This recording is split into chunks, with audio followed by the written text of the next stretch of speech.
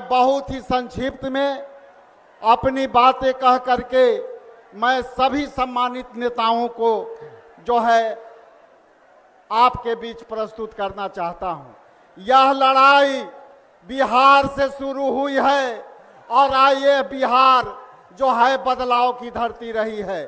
हमारे यहाँ जितना भी नेता उपस्थित हैं वो यही आशा उम्मीद से आपसे रखते हैं कि बिहार में SIR जो वोटर चुराने का काम हुआ है उसको चुराने नहीं देंगे।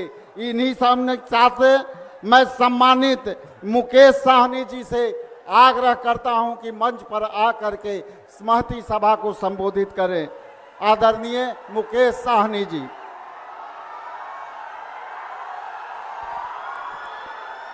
बहुत बहुत धन्यवाद। आज मुजफ्फरपुर में अमर शहीद जुब्बा सहनी के धरती पर हमारे आदरणीय नेता राहुल गांधी जी और हमारे तेजस्वी जी और CM MK स्टालिन साहब और तमाम हमारे इंडिया गठबंधन के सभी नेतागण मंच पे उपस्थित हैं और सामने में हमारे सम्मानित गार्जियन, युवा साथी, माता बहन सभी को सन ऑफ मल्ला मुकेश सहनी की ओर से नमस्कार, प्रणाम। साथियों, आप ये जानते हैं कि ये अमर शहीद जुब्बा सहनी का धरती है। ये धरती अमर शहीद जुब्बा सहनी की धरती इस देश का आज़ादी दिलाने के लिए अपने आप को कुर्बान की है। साथियों, आज़ादी के बाद हमारे देश में एक लोकतंत्र आया, बाबा साहब भीमराव अंबेडकर का एक संविधान आया और इस संविधान में गरीब, पिछड़ा, दलित को सर उठा के जीने लायक बनाया गया। साथियों, पहले तो लोकतंत्र से पहले राजतंत्र हुआ करता था और जब राजतंत्र होता था तो हमारे जैसे मल्ला के परिवार से लोगों से हाथ से लोग पानी नहीं पीते थे। ये राजतंत्र में होता था। आज हम जहां पे भी हैं, जैसे भी हैं, वो लोकतंत्र के वजह से है। और जो एक अगर मल्ला का बेटा अगर बिहार में अगर मंत्री बना तो ये लोकतंत्र का देन है। साथियों, आज यही लोकतंत्र खतरे में पड़ा है। भारतीय जनता पार्टी, RSS, चुनाव आयोग मिलकर इस देश में आपका वोट चोरी कर रहा है और सत्ता में बैठा हुआ। साथियों, जब सत्ता में बैठे रहेंगे, जब आपकी फिक्र नहीं होगा तो आपके लिए काम कैसे करेंगे। बाबा साहब ने नेता के लिए जो है सिर्फ टॉक टाइम जो है ना सिर्फ 5 साल के लिए बनाया गया। 5 साल में अगर नेता अच्छा काम ना करे तो जनता मालिक होता है और जनता का काम होता है उस नेता को बदल देना। और अभी आज की तारीख में आप बताइए, 2014 में मोदी जी का सबसे बड़ा भाषण क्या था? हर युवा को 2 करोड़ युवा को नौकरी देंगे, विदेश से काला धन लाएंगे। क्या वो मिला? नहीं मिला। उसके बावजूद भी 3 बार प्रधानमंत्री बन गए। क्यों साथियों? क्योंकि वो वोट चोरी करके प्रधानमंत्री बन रहे, आपके वोट से प्रधानमंत्री नहीं बन रहे। अगर आपके वोट पे अगर उनका फिक्र होता तो निश्चित तौर पे हर युवा के हाथ में रोजगार देता और विदेश से काला धन लाता। साथियों, लेकिन उनको पता है कि हम जब वोट चोरी करके सत्ता को हथिया लेते हैं तो फिर हमें किसी गरीब, पिछड़ा, दलित का काम क्यों करना। तो इसलिए साथियों, आज हमारे आदरणीय राहुल गांधी जी, हमारे तेजस्वी प्रसाद यादव जी और हमारे स्टालिन साहब आए हैं आपके वोटर अधिकार यात्रा में। और निश्चित तौर पे हम लोग मजबूती से आने वाला समय में हर एक बिहार के नागरिक का वोट का रक्षा करने के लिए हम लोग मजबूती से है। सिर्फ आप लोगों का साथ देने की आवश्यकता है। यहाँ पे जुटे जितने भी हमारे महागठबंधन नेतागण, कार्यकर्तागण, सभी को बहुत बहुत धन्यवाद।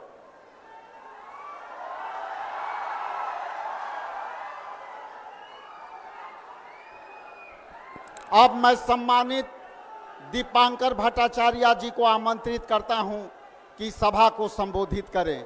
सम्मानित दीपांकर भट्टाचार्य जी।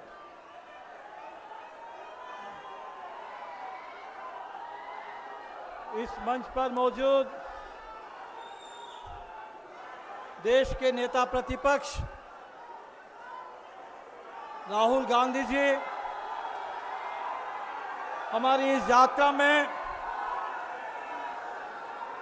तमिलनाडु से यहाँ आए हुए पेरियार के प्रदेश सामाजिक न्याय का मजबूत गढ़, उस तमिलनाडु के मुख्यमंत्री MK स्टालिन, डीएमके की चर्चित सांसद बहन कानीमोझी जी, बिहार के नेता प्रतिपक्ष तेजस्वी जी, मुकेश सहनी जी, इंडिया गठबंधन के तमाम नेतागण और इस सभा में यहाँ उपस्थित गायघाट के मुजफ्फरपुर के तमाम संघर्षशील साथियों, सबसे पहले पूरी यात्रा की ओर से आप सभी लोगों का दिल से शुक्रिया।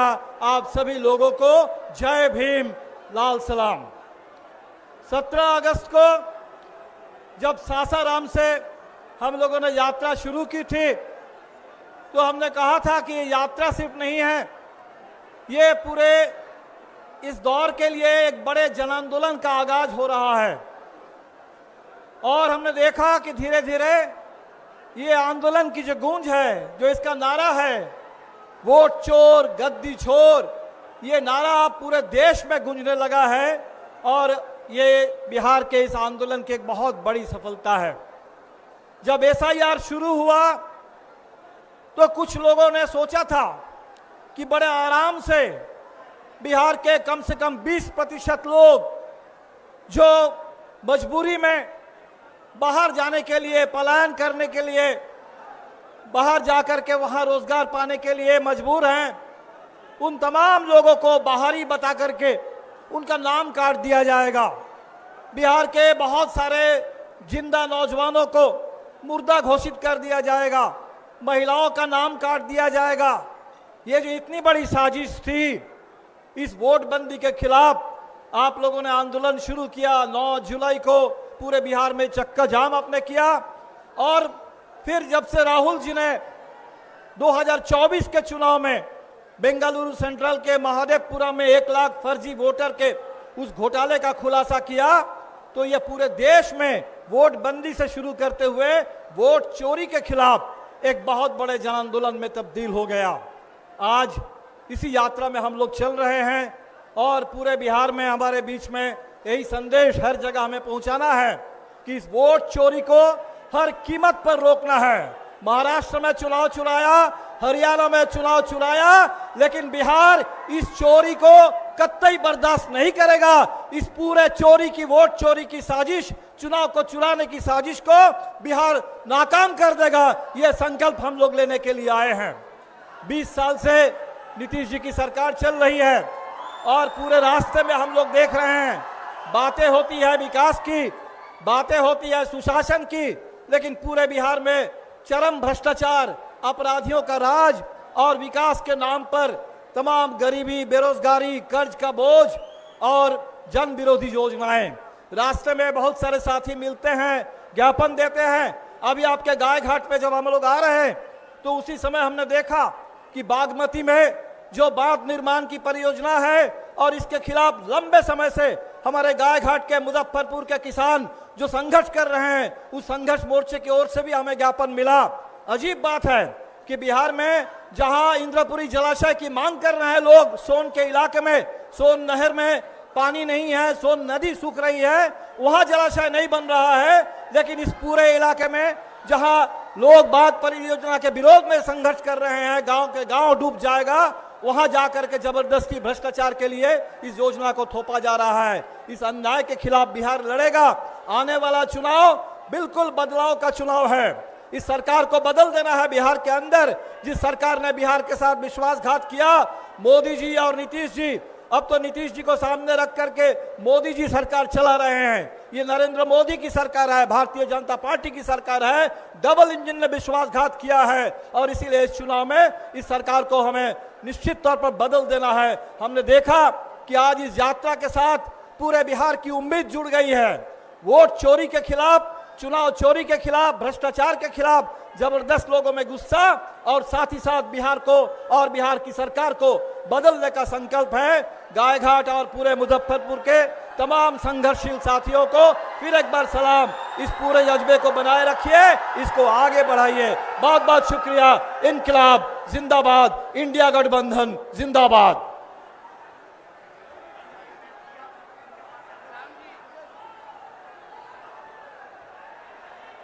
अब मैं आपके बीच सम्मानित तेजस्वी प्रसाद यादव जी को आमंत्रित करता हूं कि आपको संबोधित करें। गायघाट की जनता जिंदाबाद।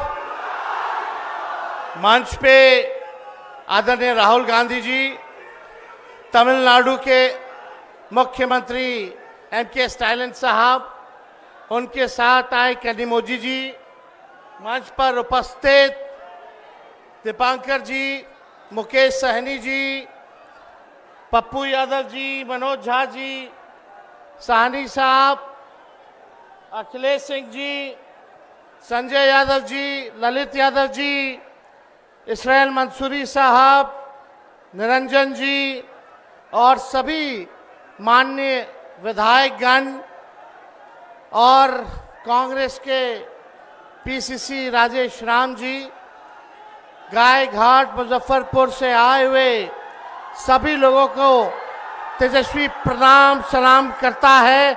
आप सब लोग इतने बड़े तादाद में वोटर अधिकार यात्रा में पहुंचे हैं। आप लोगों ने हिम्मत जो दी है, आपको तेजस्वी वादा करता है कि सरकार को हम लोग उखाड़ के फेंकेंगे और एक नया सरकार हम लोग बनाने का काम करेंगे, जहां पढ़ाई, दवाई, कमाई, सिंचाई, सुनवाई और कार्रवाई वाली सरकार होनी चाहिए कि नहीं। हमारे चाचा तो अब उनकी स्थिति नहीं रह गई, अचेत अवस्था में हो गए। बिहार अब उनसे संभाला नहीं जा रहा है। अब खटारा सरकार हम लोगों को नहीं चाहिए 20 साल पुरानी। अब तेज रफ्तार से जो विकास करेगा, बिहार को आगे ले जाएगा, जो तरक्की करेगा, वैसी सरकार हम लोगों को लाना है, जो गरीब किसान की बात करे, मजदूर छात्र की बात करे, नौजवान की बात करे, महिला बुजुर्ग, चाहे कोई जात के हो, कोई वर्ग के हो, कोई धर्म के हो, हम लोग सब लोगों को साथ लेकर के चलेंगे। और आप सब लोग जानते हैं इस एनडीए की सरकार में घूसखोरी बढ़ी है कि नहीं बढ़ी है? बढ़ी है। एसआईआर में आप लोगों को आवासीय प्रमाण पत्र बनवाना होता है, जातीय प्रमाण पत्र बनाना होता है, देना पड़ता है कि नहीं देना पड़ता है घूस? अब तक समझिए, जब से एसआईआर की प्रक्रिया चल रही है, आवासीय प्रमाण पत्र, जातीय प्रमाण पत्र बनाने में लगभग 4,000 करोड़ का रिश्वत जो है लिया गया। और ये सब एनडीए के नेताओं के पास जो है ये पैसा पहुंच रहा है। ऐसी भ्रष्ट निकम्मी सरकार, जहां अपराध ही अपराध। बताइए, मुजफ्फरपुर में अपराध बढ़ा है कि नहीं बढ़ा है? कोई माताएं बहनें सुरक्षित हैं? रेप करके फेंक दिया जाता है, अस्पताल में जगह नहीं मिलती है, मृत्यु हो जाती है। ऐसी सरकार आप लोगों को चाहिए क्या? कोई सुनने आया? कोई देखने आया? कहां गए मुख्यमंत्री जी? कहां गए देश के प्रधानमंत्री मोदी जी? खाली जुमला बोलने से होगा? मोदी जी, आप चाहिएगा कि बिहारी लोग का वोटर लिस्ट से नाम हटवा दे, तो ऐसा होने वाला नहीं है। आप लोग इस साजिश का बदला लीजिएगा कि नहीं लीजिएगा? अपने वोटों की हिफाजत कीजिएगा कि नहीं कीजिएगा? सरकार बदलना है। सरकार अगर बदलना है तो जरूरी क्या है? वोट अपना रहेगा तब ना बदलिएगा। जब वोट नहीं रहेगा तो कोई पूछे वाला है?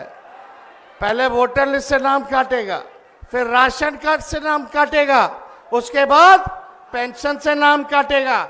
ये नकलची सरकार है, नकलची सरकार। जो तेजस्वी कहा वही ये सरकार कर रही है। इनके पास अपनी कोई सोच नहीं है क्या कोई सोच इस सरकार के पास? किसने कहा था नौकरी किसने दिया 5 लाख? पेंशन की बात बढ़ाने की किसने की? फ्री बिजली की बात किसने की? डोमिसाइल की बात किसने की? युवा आयोग की बात किसने की? माई बहन मान योजना की बात किसने की? जो तेजस्वी कह रहा है वही ये सरकार कर रही है। अब आप बताओ, आपको डुप्लीकेट सीएम चाहिए कि ओरिजिनल सीएम चाहिए? जोर जोर से आवाज आना चाहिए। डुप्लीकेट सीएम या ओरिजिनल सीएम? इसलिए हम लोग नए लोग हैं, नया बिहार बनाना है। सब लोग, हम लोग इंडिया अलायंस के लोग एकजुट हैं और हम दिल से धन्यवाद राहुल गांधी जी को देना चाहते हैं कि इस यात्रा की शुरुआत उन्होंने की है और लोगों को जागरूक किया जा रहा है। और आप लोग, हम चाहेंगे कि राहुल गांधी जी के लिए जोर से जो है ताली मार करके जो है उनका अभिनंदन और बिहार की धरती पर स्वागत करें। आज हमारा हौसला हिम्मत बढ़ाने के लिए तमिलनाडु के मुख्यमंत्री एम.के. स्टालिन साहब आए हैं। हम चाहेंगे कि इनका जो है जोरदार गाय घाट की जनता जो है स्वागत करने का काम करे, हाथ उठा के स्टालिन साहब के लिए जो है स्वागत करने का काम करे। तो आप सब लोग यहाँ आए हैं, आप लोग एकजुट रहिएगा और एकजुट होकर के पूरे महागठबंधन के साथ ही हम लोग 243 सीट पे लड़ेंगे और हम लोगों की कोशिश होगी कि भाजपा और एनडीए का खाता ना खुले। एनडीए का मतलब ही है नहीं देंगे अधिकार।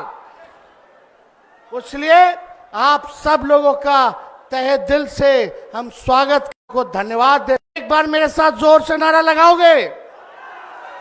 हम चोर, वोट चोर, वोट चोर। जय हिंद।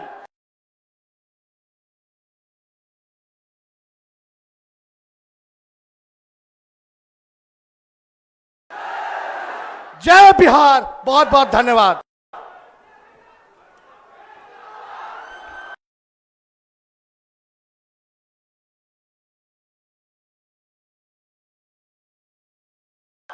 अब आपके बीच मैं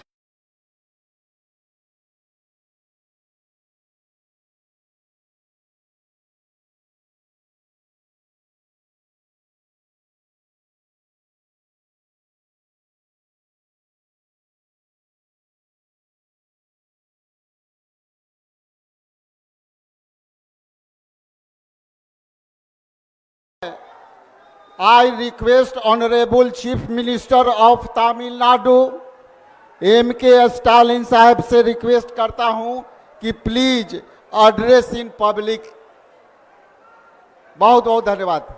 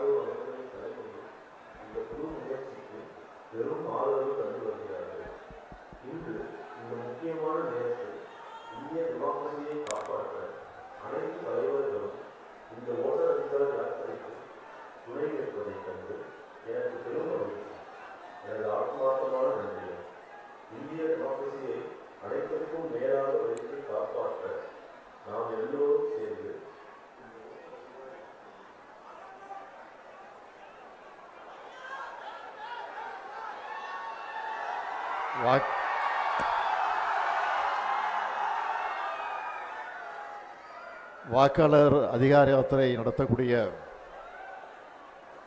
மை டியர் பிரதர் ராஜீவ்காந்தி அவர்களே, இந்த மண்ணினுடைய மைந்தர் தேஜஸ்வி யாதவ் அவர்களே, என்னுடைய அன்பு தங்கை கனிமொழி எம்பி அவர்களே, காங்கிரஸ் கட்சியினுடைய முன்னோடிகளில் ஒருவர் வேணுகோபால் உள்ளிட்ட பீகாரினுடைய இந்திய கூட்டணி கட்சியினுடைய தலைவர்களே, உங்கள் அனைவருக்கும் என்னுடைய அன்பான வணக்கம். मेरे प्रिय भाई राहुल गांधी जी और तेजस्वी यादव जी और मेरे बहन कनिमोड़ी जी और कांग्रेस से वेणुगोपाल जी, आप सबको नमस्कार. உங்களை எல்லாம் பார்ப்பதற்காகத்தான் 2000 கிலோமீட்டர் கடந்து நான் இங்கே வந்திருக்கிறேன். आप सबको देखने के लिए मैं 2000 किलोमीटर पार करके आया हूं.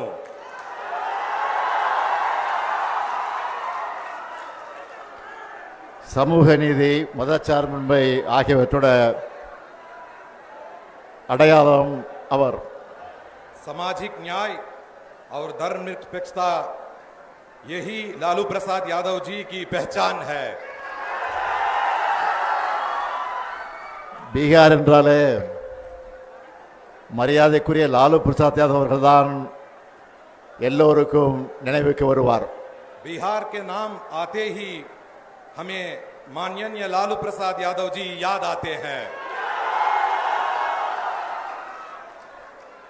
தலைவர் கலைஞர் அவர்களும் லாலு அவர்களும் மிக நெருக்கமான நண்பர்களாக இருந்தார்கள்.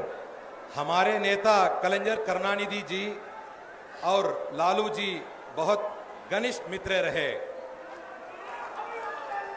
எத்தனையோ வழக்குகள் மிரட்டல்கள் வந்தாலும் பாஜகவுக்கு பயப்படாம அரசியல் செஞ்ச காரணத்தினால இந்தியாவோட மிகப்பெரிய அரசியல் தலைவர்கள் ஒருத்தரா உயர்ந்து நிற்கிறார் லாலு பிரசாத் அவர்கள். कितने ही मुकदमे और धमकियां आई, लेकिन भाजपा से डरे बिना राजनीति करने के कारण लालू प्रसाद जी भारत के सबसे बड़े राजनीतिक नेताओं में एक बनकर खड़े हैं. அவருடைய வழித்தடத்தில் அப்பாவுக்கு தப்பாத பிறந்த பிள்ளையா உழைச்சிக்கிட்டு இருக்கிறார் தேஜஸ்வி அவர்கள். और उनके पक्षिणों पर उनके योगी पुत्र श्री तेजस्वी जी ने संघर्ष कर रहे हैं. கடந்த ஒரு மாத காலமா இந்தியாவே பீகாரை தான் பார்த்துக்கிட்டு இருக்கு. पिछले एक महीने से पूरा भारत केवल बिहार को देख रहा है. இதுதான் பீகார் மக்களுடைய பலம், ராகுல் காந்தியினுடைய பலம், தேஜஸ்வியினுடைய பலம். यही बिहार की ताकत है, यही राहुल गांधी जी की ताकत है, यही तेजस्वी जी की ताकत है. இந்தியாவோட ஜனநாயகத்திற்கு ஆபத்து வரும்போதெல்லாம் அதுக்கான போர்க்குரலை பீகார் எழுப்பியிருக்கு. இதுதான் வரலாறு. जब भी भारत के लोकतंत्र पर खतरा आया, उसका बिगुल बिहार ने ही फूंदा. यही इतिहास है. லோக்நாயக் ஜெயபிரகாஷ் நாராயணன் அவர்கள் ஜனநாயகத்தின் குரலை, சோசலிசத்தின் குரலை எதிரொலித்தார். அதுக்காகத்தான் மக்கள் சக்தியை அவர் திரட்டினார். लोकनायक जयप्रकाश नारायण ने लोकतंत्र की आवाज, समाजवाद की आवाज गुंजाई और जनता की शक्ति को संगठित किया. அந்த பணியைத்தான் அருமை சகோதரர் ராகுல் காந்தி அவர்களும் தம்பி தேஜஸ்வி அவர்களும் இங்க செஞ்சுக்கிட்டு இருக்காங்க. वही कार्य मेरे प्रिय भाई राहुल गांधी जी और छोटे भाई तेजस्वी जी यहां कर रहे हैं. இவங்க போராடலாம் மக்கள் கடல் மாதிரி திரண்டு வராங்க. जहां भी वो जाते हैं वहां जनता सागर की तरह उमड़ आती है. அதுலயும் தேஜஸ்வி அவர்கள் கார் ஓட்ட அதுல ராகுல் காந்தி பயணம் செஞ்ச காட்சியை பார்த்தேன். ஏன் மோட்டார் சைக்கிள் பயணத்தை நான் பார்த்தேன். मैंने वो दृश्य देखा जब तेजस्वी जी गाड़ी चला रहे थे और राहुल गांधी जी उसमें यात्रा कर रहे थे, और क्यों मैं बाइक यात्रा भी मैं नहीं देखी। உங்களுடைய நட்பு அரசியல் மட்டும் கிடையாது, ரெண்டு உடன்பிறப்புகளோட நட்பு. आपकी मित्रता केवल राजनीतिक मित्रता नहीं है, ये दो भाइयों की दोस्ती है।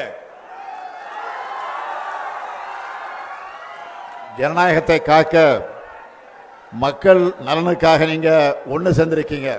जनता की कल्याण और लोकतंत्र की रक्षा के लिए आप एकजुट हुए हैं। பீகார் எலெக்ஷன்ல உங்களுக்கு வெற்றியை பெற்றுத்தர போறது இந்த நட்பு தான்.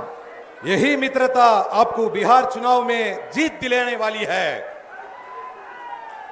பாஜகவோட துரோக அரசியல் தோற்க போகுது. தேர்தலுக்கு முன்னாடியே உங்களுடைய வெற்றி உறுதியாயிடுச்சு. भाजपा की विश्वासघाती राजनीति हारने वाली है। चुनाव से पहले ही आपकी जीत पक्की हो गई है। அதனாலதான் இந்த வெற்றியை தடுக்க பார்க்கறாங்க. इसीलिए वो इस जीत को रोकने चाहते हैं।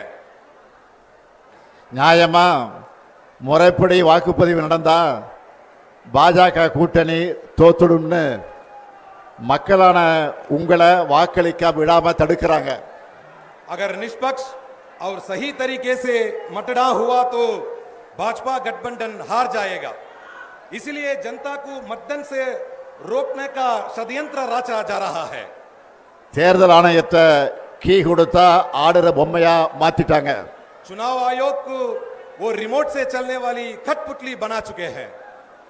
65 லட்சம் பீகார் மக்களை வாக்காளர் பட்டியலிருந்து நீக்கினது ஜனநாயக படுகொலை. 65 लाख बिहार वासियों को मतदाता सूची से हटाना लोकतंत्र की हत्या है। சொந்த மண்ணில் பிறந்து வாழ்ந்த மக்களை வாக்காளர் பட்டியலிருந்து நீக்கிறதை விட பயங்கரவாதம் இருக்க முடியுமா?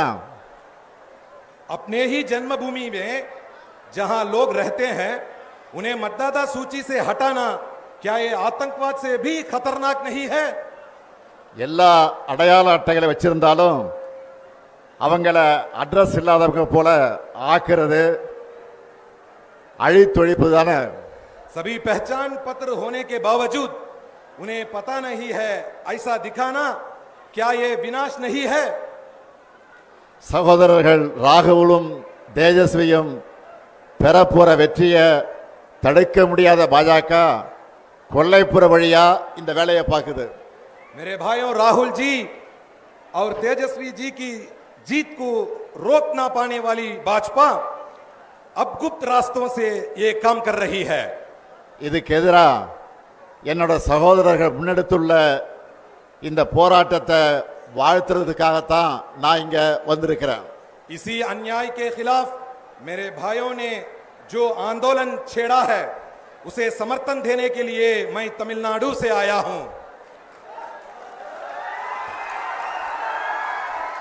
அதுலயும் குறிப்பா ராகுல் காந்தி அவர்கள் தேர்தல் ஆணையத்தோட வாக்கு திருட்டு மோசடிகளையும் அம்பலப்படுத்திட்டு இருக்கார். இதுக்கு தேர்தல் ஆணையத்தால முறையான ஒரு பதிலை கூட சொல்ல முடியல. विशेषकर राहुल गांधी जी ने चुनाव आयोग की धांधलियों और वोट चोरी को उजागर किया है। ஆனா इसका जवाब तक चुनाव आयोग नहीं दे पाया। ஆனா ராகுல் காந்தி அவர்கள் உறுதிமொழி பத்திரம் தாக்கல் செய்யணும், மன்னிப்பு கேட்கணும்னு தலைமை தேர்தல் ஆணையர் ஞானேஷ்குமார் சொல்லுகிறார். लेकिन मुख्य चुनाव आयुक्त ज्ञानेश कुमार कहते हैं कि राहुल गांधी जी को शपथ पत्र दाखिल करना चाहिए, माफी मांगनी चाहिए। இந்த மிரட்டலுக்கெல்லாம் ராகுல் காந்தி பயப்படுவாரா? क्या राहुल गांधी ऐसा डरने वाले हैं? ராகுல் காந்தியோட வார்த்தைகள்லையும் கண்கள்லையும் எப்பவும் பயம் இருக்காது. राहुल गांधी जी की आंखों में और शब्दों में कभी डर नहीं होता। ராகுல் காந்தி அவர்களை பொறுத்த வரைக்கும் சும்மா அரசியலுக்காக மேடைகளுக்காக பேசுறவர் கிடையாது. தான் பேசுற ஒவ்வொரு வார்த்தையும் மிகுந்த கவனத்தோடு பேசுறவர் அவர். वो केवल राजनीति या मंच के लिए नहीं बोलते, जो भी कहते हैं बहुत सोच समझकर कहते हैं। இப்போ ஏன் பாஜக அவர் மேல பாயிறாங்கன்னா आज भाजपा उन पर इसलिए टूट पड़ी है, பாஜக தேர்தலை எப்படி கேலி கூத்தாக்கிடுச்சுன்னு ராகுல் காந்தி வெளிச்சம் போட்டு காட்டிட்டார். அந்த ஆத்திரத்தில் பாஜக அவர் மேல பாயிறாங்க. क्योंकि उन्होंने दिखा दिया भाजपा ने चुनाव को कैसे मजाक बना दिया है, इसलिए उन पर भाजपा टूट पड़ी है। மக்களுடைய வாக்குரிமையை பறிக்கிற பாஜகவோட அதிகாரத்தை மக்கள் நிச்சயமாக பறிப்பாங்க. அதைத்தான் பீகார்ல இப்ப கூடியிருக்கக்கூடிய இந்த கூட்டம் எடுத்து காட்டுகிறது. लोगों के मताधिकार को छीनने वाली भाजपा की सत्ता को जनता जरूर छीन लेगी, यही संदेश ये भीड़ दे रही है। 2024 நாடாளுமன்ற தேர்தலில் இந்தியா கூட்டணிக்கான அடித்தளத்தை இங்க இருக்கக்கூடிய பாட்னாவில் தான் விதைச்சோம். எங்களுக்கு சமமான அரசியல் எதிரிகள் இல்லை, எதிர்கட்சிகள் ஒன்று சேர மாட்டாங்கன்னு நினைச்ச பாஜகவோட கர்வத்தை தகர்த்த இடம்தான் இந்த பீகார். 2024 लोकसभा चुनाव के लिए इंडिया गठबंधन की नींव हमने यहां पाटना में डाली। भाजपा को लगा था विपक्षी पार्टियां कभी एकजुट नहीं होंगी, उस घमंड को बिहार ने तोड़ा। 400 இடம்னு கனவு கண்டவங்கள 240 அடக்கினது இந்தியா கூட்டணி. 400 सीटों का सपना देखने वालों को 240 में समेट दिया इंडिया गठबंधन ने। மெஜாரிட்டின்னு ஆட்டம் போட்டவங்க மைனாரிட்டி ஆகிட்டாங்க. மக்கள் சக்திக்கு முன்னாடி எப்படிப்பட்ட சர்வாதிகாரியை மண்டியிட்டு தான் ஆகணும்னு மீண்டும் பீகார் நிரூபிக்கணும். बहुमत के डिंडोरा पीटने वाले अल्पमत में बदल गए। जनता की ताकत के आगे हर तानाशाह को झुकना ही पड़ता है, ये फिर एक बार बिहार साबित करना है। அருமை சகோதரர் ராகுல் காந்தி அவர்களே, நீங்கள் இன்னைக்கு இந்தியாவுக்கான வழக்கறிஞரா இருக்கீங்க. मेरे प्रिय भाई राहुल गांधी जी आज अब भारत के वकील हैं।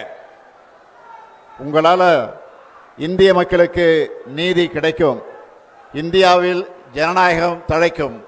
आपके कारण भारत के लोगों को न्याय मिलेगा, भारत में लोकतंत्र फूले फलेगा। மக்கள் சக்திக்கு இணையானது எதுவும் இல்லைன்னு சகோதரர் தேஜஸ்வி காட்டிக்கிட்டு இருக்கார். मेरे भाई तेजस्वी ने दिखा दिया है कि जनता की ताकत से बड़ा कुछ नहीं है। நீங்க ரெண்டு பேரும் பீகார்ல பெறப்போற வெற்றி தான் இந்தியா கூட்டணியோட அடுத்தடுத்த வெற்றிகளுக்கு அடித்தளமாக அமைய போகிறது. आप दोनों को बिहार में मिलने वाली जीत इंडिया गठबंधन की आगे की जीतों की नींव रखेगी। பீகார் சட்டமன்ற தேர்தலில் நீங்க வெற்றி பெற்ற பிறகு நடைபெறக்கூடிய வெற்றி விழா கூட்டத்தில் நிச்சயமா உறுதியா நானும் பங்கேற்பேன். நன்றி, வணக்கம். बिहार विधानसभा चुनाव में आप जीतने के बाद होने वाली सभा में भी मैं भाग लूंगा। धन्यवाद, नमस्कार।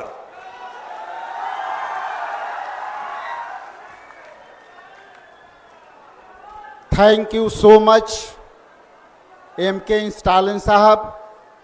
अब मैं आपके बीच सम्मानित सामाजिक न्याय के योद्धा एवं पूरे देश में SIR के मुद्दे पर इलेक्शन कमीशन के नाक तले चने दबाना हम आदरणीय राहुल गांधी जी को आग्रह करते हैं कि आपको संबोधित करें। आदरणीय राहुल गांधी जी।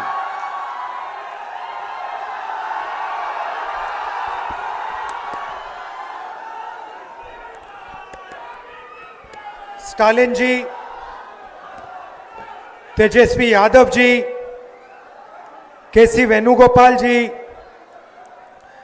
राजेश राम जी, दीपंकर भट्टाचार्य जी, मुकेश साहनी जी, कनिमोजी जी, शकील अहमद खान जी, अखिलेश प्रसाद सिंह जी और स्टेज पे इंडिया गठबंधन के वरिष्ठ नेता, भाइयों और बहनों, प्रेस के हमारे मित्रों, आप सबका यहां दिल से मैं स्वागत करता हूं। नमस्कार। आपने इस यात्रा में हमारी मदद की, अपनी शक्ति आपने यात्रा में डाली और यात्रा पूरे बिहार में यात्रा ने पूरे बिहार में लोगों के जबानों पर, बच्चों के जबानों पर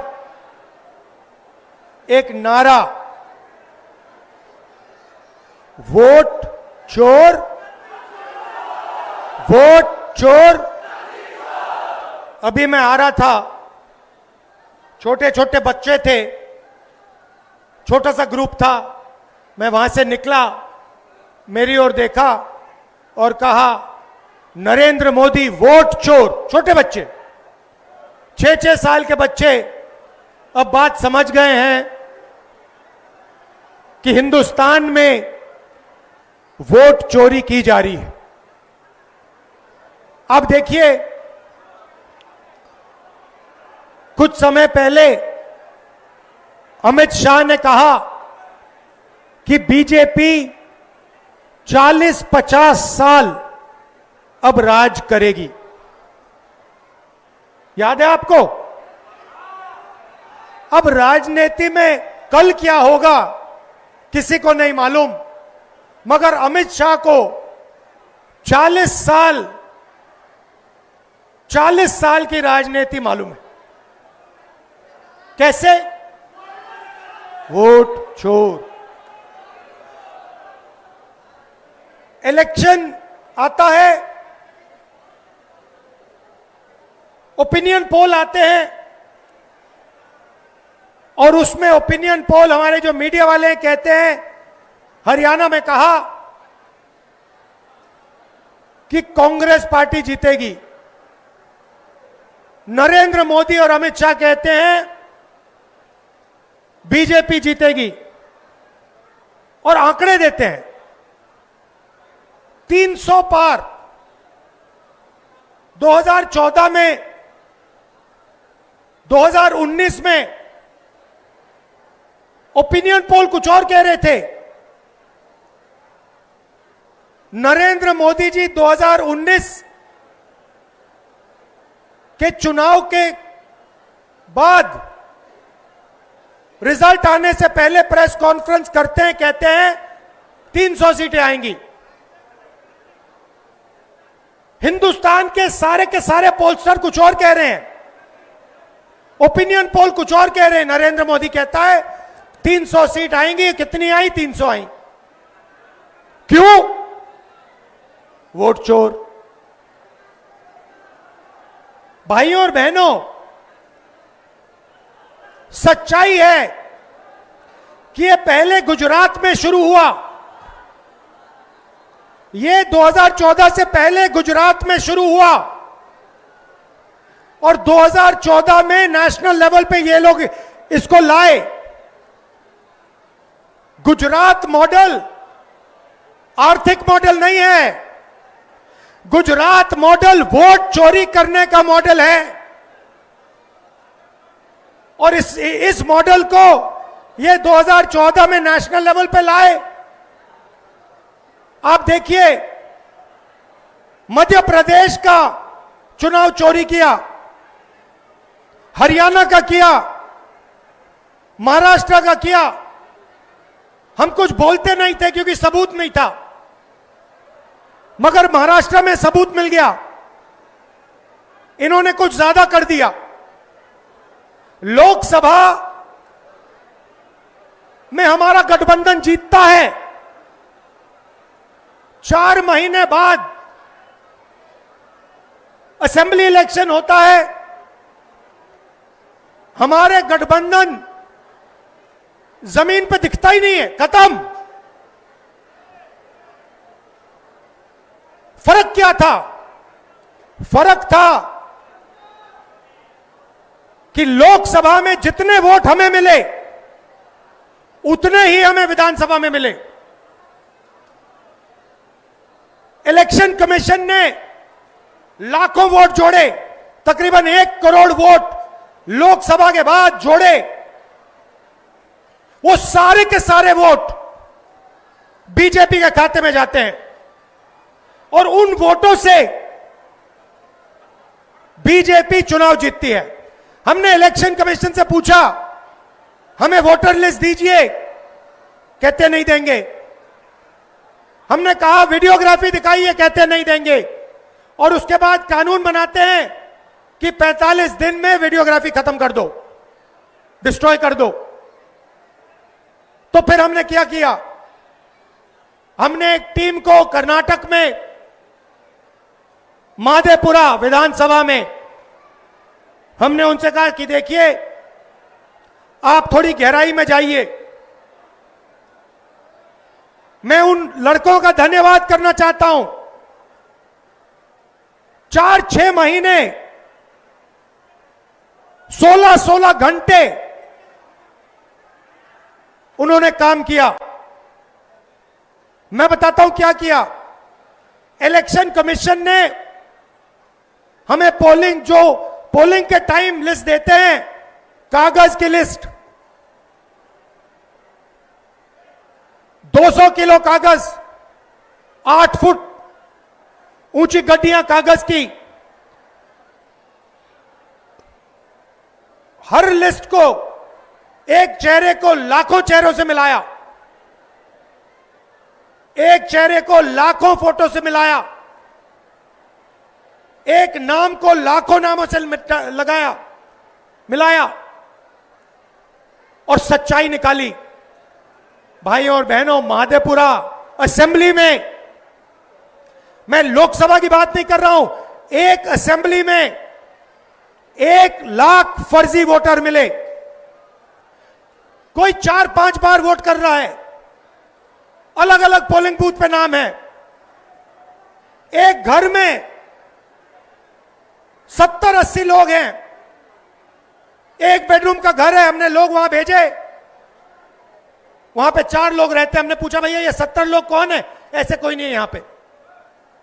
डुप्लीकेट नाम, हजारों डुप्लीकेट नाम,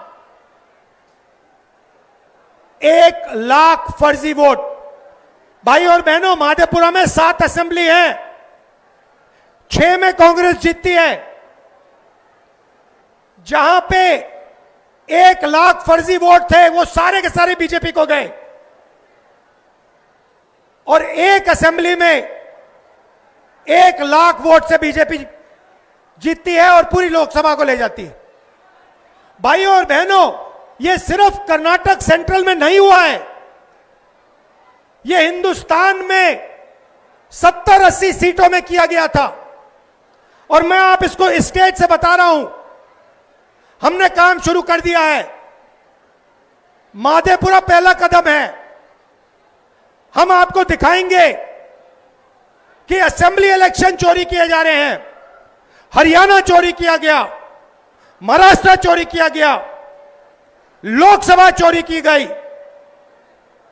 हम दिखाएंगे आपको सबूत के साथ, जैसे हमने माधेपुरा में दिखाया, सबूत के साथ हम आपको दिखाएंगे।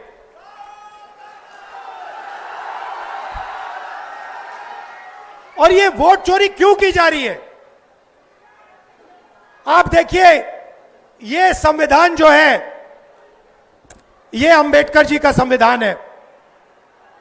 ये अंबेडकर जी का संविधान है, ये हमारे लिए पवित्र किताब है।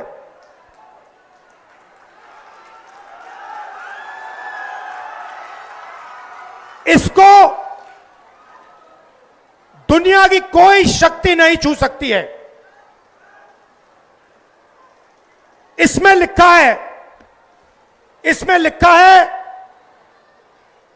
हिंदुस्तान में एक व्यक्ति को 1 वोट मिलेगा। इसमें कहीं नहीं लिखा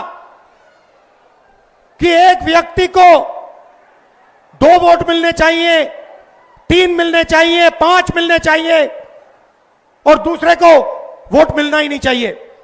मैं इलेक्शन कमीशन से पूछता हूं, इसमें लिखा है कि एक व्यक्ति को 1 वोट मिलेगा, आपने 65 लाख वोट बिहार में क्यों काटे? आप संविधान पर आक्रमण कर रहे हो। बिहार में हजारों लोग हमसे मिले, हजारों लोग मिले, कहते हैं भैया हमने तो वोट किया, 3-4 बार वोट किया, हमारे पास सारी की सारी आईडी है, हमारा वोट काट दिया। हजारों लोग से मैं मिला हूं यहां पे, जिंदा लोगों को मार दिया। और आप देखिए किसको मार रहे हैं, आप देखिए किसका वोट कट रहा है। मैं आपको बताता हूं, दलितों का वोट कट रहा है, पिछड़ों का वोट कट रहा है, ईबीसी का वोट कट रहा है, अल्पसंख्यकों का वोट कट रहा है।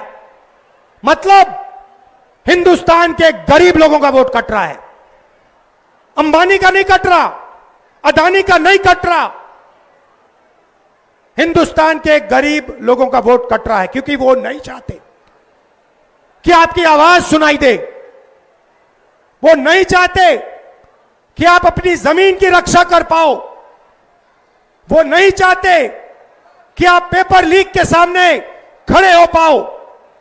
वो नहीं चाहते कि आपके बच्चों को रोजगार मिले, इसलिए इस पर आक्रमण कर रहे हैं। भाइयों और बहनों, इसके बिना हिंदुस्तान के गरीबों के पास कुछ नहीं है। जो अधिकार आपको मिले हैं वो इस किताब से मिलते हैं, और ये कोई नई किताब नहीं है, इसमें सोच जो है हजारों साल पुरानी है। यहां पे स्टालिन जी आए, इसमें पेरियार जी की सोच है। यहां पे वेणुगोपाल जी बैठे हैं, इसमें नारायण गुरु जी की सोच है। इसमें अंबेडकर जी की सोच है, इसमें फूले जी की सोच है, इसमें गांधी जी की सोच है, इसमें भगवान बुद्ध की सोच है, इसमें कबीर की सोच है। यह हमारी आत्मा की किताब है। और मैं बता रहा हूं, अगर वोट चोरों ने यह सोच रखा है कि ये भारत माता की आत्मा को चोट पहुंचाएंगे, तो ये इस देश को, इस देश के जनता को, इस देश के युवाओं को नहीं समझे हैं। भाइयों और बहनों, मैं आपको गारंटी देके कह रहा हूं, और अच्छी तरह सुनिए, नरेंद्र मोदी वोट चोरी करके चुनाव जीतता है। नरेंद्र मोदी वोट चोरी करके, वोट कटवा के, वोट बढ़ा के चुनाव जीतता है। और नरेंद्र मोदी और अमित शाह की मदद हिंदुस्तान का इलेक्शन कमीशन करता है।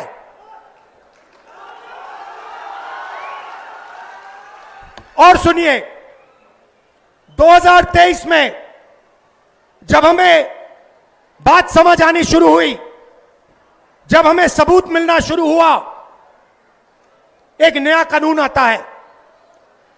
लोकसभा में, राज्यसभा में चुप्पे चुप्पे एक नया कानून आता है, पास हो जाता है, किसी को नहीं पता, दिन में पास किया जाता है। पता है क्या कानून था? कानून था कि कुछ भी हो जाए, इलेक्शन कमिश्नर कुछ भी कर दे, उनके खिलाफ कानूनी कार्रवाई नहीं की जा सकती। अब आप मुझे बताओ, ऐसे कानून की क्या जरूरत? अगर ईमानदारी से इलेक्शन कमिश्नर काम कर रहा है, तो ऐसे कानून की क्या जरूरत? भाइयों और बहनों, किसान को पीटकर जेल में डाल देते हैं, मजदूर को 2 जूते मारकर जेल में डाल देते हैं, युवा पेपर लीक के बारे में धरना देता है, लाठीचार्ज होता है, अंदर कर देते हैं, एफआईआर लग जाते हैं। मगर हिंदुस्तान के इलेक्शन कमिश्नर के खिलाफ कोई एफआईआर नहीं कर सकता है, कोई कानून नहीं एक्शन ले सकता है। क्यों? इसका एक ही कारण है, ये लोग नरेंद्र मोदी की वोट चोरी में मदद कर रहे हैं। और वोट चोरी हिंदुस्तान के ईबीसी, दलित, ओबीसी, अल्पसंख्यक और गरीब जनरल कास्ट के खिलाफ आक्रमण है। यह आपको खत्म करने का तरीका है। ये यहां नहीं रुकेंगे। आप ये मत सोचो कि भैया वोट ले लिया तो क्या हुआ। इसके बाद राशन कार्ड जाएगा, उसके बाद जमीन जाएगी। और जो आजादी से पहले समय था, जहां आपका अपमान किया जाता था, आपको कोई अपॉर्चुनिटी नहीं मिलती थी, आपको शिक्षा नहीं दी जाती थी, आपके माता पिता, उनसे पूछिए आजादी से पहले क्या होता था। जो राजा चाहता था कर लेता था, जो भी मन में आता था वो कर लेता था। जमीन अच्छी लगी जमीन ले लेता था। यह किताब, इस सोच ने हिंदुस्तान को बदला था और ये एक बार फिर आजादी से पहले के हिंदुस्तान में हमें ले जाना चाहते हैं। भाई और बहनों, दो चीजें मैंने नरेंद्र मोदी के सामने मुंह पे बोल दी हैं और मैं गारंटी देके आपको कह रहा हूं, ये जो 50% की रिजर्वेशन की दीवार है, इसको कांग्रेस पार्टी लोकसभा में चूरा चूरा तोड़ के फेंक देगी।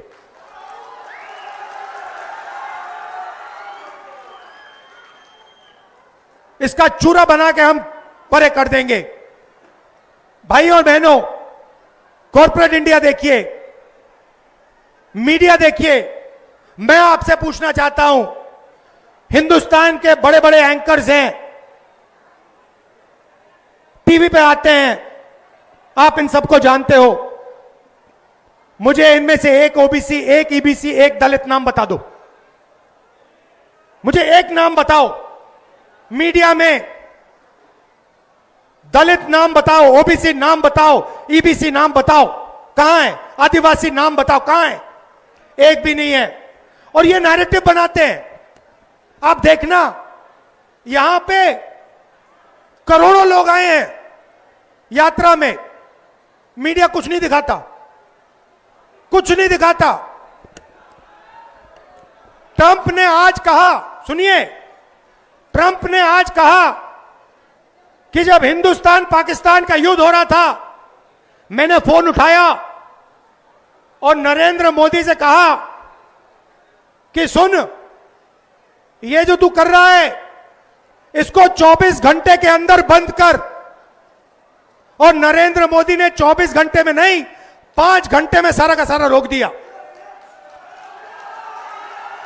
मीडिया नहीं कहेगी भाइयों बहनों, मीडिया नरेंद्र मोदी की है, मीडिया अंबानी की है, मीडिया अदानी की है, मीडिया हमारी नहीं है, तेजस्वी की नहीं है, स्टालिन जी की नहीं है, आदिवासियों की, दलितों की, पिछड़ों की, ईबीसी की नहीं है।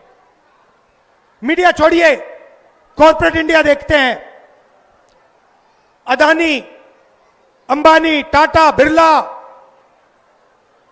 मुझे बताओ इनमें से ईबीसी कौन है, दलित कौन है, आदिवासी कौन है, पिछड़ा कौन है? नाम बताओ। एक नाम नहीं मिलेगा। जुडिशरी में देखो,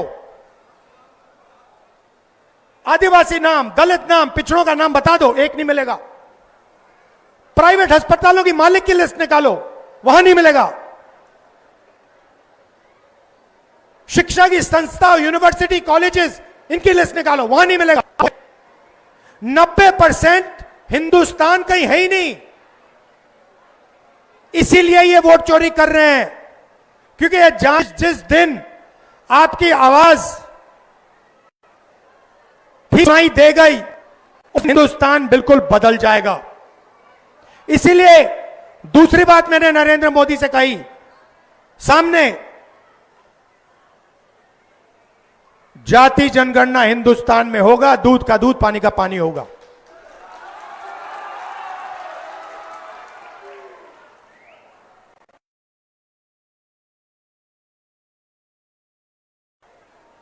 ये जो प्रदेश है, ये क्रांति का प्रदेश है। अंग्रेजों को बिहार ने ही हराया था। चंपारण में बात शुरू हुई थी। वैसे ये जो वोट चोरी की जो आग है, ये बिहार में फैल गई है और अब बिहार से पूरे हिंदुस्तान में फैलेगी। आप देखना क्या होता है, क्योंकि पिछले 10 साल से पूरे हिंदुस्तान का बेवकूफ बनाया जा रहा है और हम सबूत के साथ आने वाले समय में आपको दिखा देंगे। जैसे माधेपुरा में दिखाया, वैसे आपको हम दिखाएंगे कि पिछले 10 साल नरेंद्र मोदी, अमित शाह और इलेक्शन कमीशन वोट चोरी कर रहे हैं और आपकी आवाज, आपके दिल की आवाज को दबा रहे हैं। आप सब आए, आपने यात्रा की मदद की, आपने हम सब की मदद की। दिल से मैं आपका धन्यवाद करता हूं। आपके बिना, आपकी शक्ति के बिना यह यात्रा शुरू भी नहीं होती। यह यात्रा हमारी नहीं है। आप यह मत सोचो कि यात्रा तेजस्वी जी, भट्टाचार्य जी, साहनी जी, राहुल गांधी हम कर रहे हैं। नहीं, यात्रा आपकी है, आपकी आवाज है यात्रा में।